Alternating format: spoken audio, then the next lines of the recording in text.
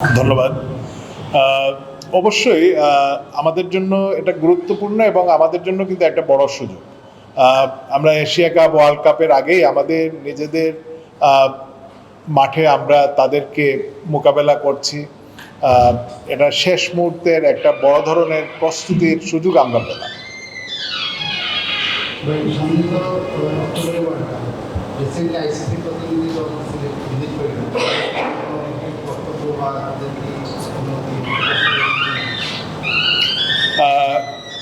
গত 23 তারিখে ঢাকা এবং 24 তারিখে তারা সিলেটে আমাদের ভেন্যু, অন্যান্য সুযোগ সুবিধা, আবাসন, সিকিউরিটি।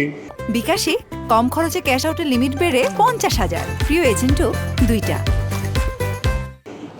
এখানে কি কি ফেসিলিটি আছে সব কিছু তারা নিজেরা এসেছেন, সরজমিনে পর্যবেক্ষণ করে গিয়েছেন।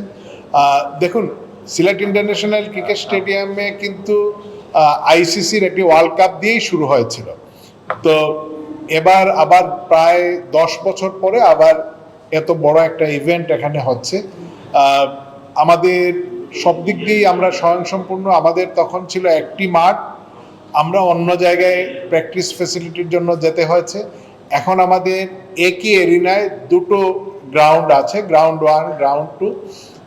সব কিছু মিলিয়ে তারা খুব সন্তুষ্ট। তারপরেও তো তাদের কিছু অবজারভেশন আছে। আমাদের যে পর্যাপ্ত সময় রয়েছে, আমরা তার আগেই এগুলো আমরা শেষ করতে পারবো। অর্থাৎ আমরা আরও কিছু আমাদের ফেসিলিটি ডেভেলপ করব। এমনিতেই আমাদের পরিকল্পনার মধ্যে ছিল, ওয়ার্ল্ড কাপকে সামনে রেখে আমরা সেটা দ্রুত গতিতেই আমরা করব। আমরা আসলে দর্শকদেরকে নিয়ে আসার জন্যই আপনারা দেখেছেন আমরা বিভিন্ন ব্র্যান্ডিং করেছি। আমাদের বিসিবির পক্ষ থেকে এবার অনেক বেশি ব্র্যান্ডিং ছিল, কিন্তু আমাদের যে সিকিউরিটি এখানে আসার কথা ছিল, অনিবার্য কারণে আমরা সেটা আজকে হয়নি। আগামী ম্যাচ থেকে তারা থাকবে।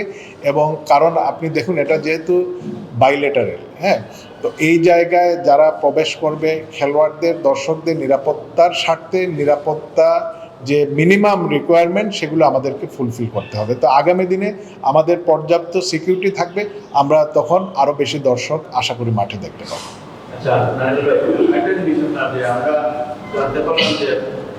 স্কুল কলেজের শিক্ষার্থীদের জন্য আপনারা একটা অনার করেছেন এই দেশগুলো যে আইডি কার্ড বা ইউনিফর্ম সরকারে তারা খেলা দেখতে পারবে। আগামী ম্যাচ থেকে আজকেও কেউ কেউ ঢুকেছেন, আগামী ম্যাচ থেকেও ইউনিফর্ম বা যাদের তার প্রতিষ্ঠানের বা শিক্ষা প্রতিষ্ঠানের আইডি কার্ড থাকবে, সেটা দেখালে আমরা তাদেরকে মাঠে ঢোকার জন্য এলাও করব। তবে আমি অনুরোধ করব যথাসম্ভব ব্যাগ বা কিছু বহন করে নিয়ে না আসার জন্য। ওকে, ধন্যবাদ।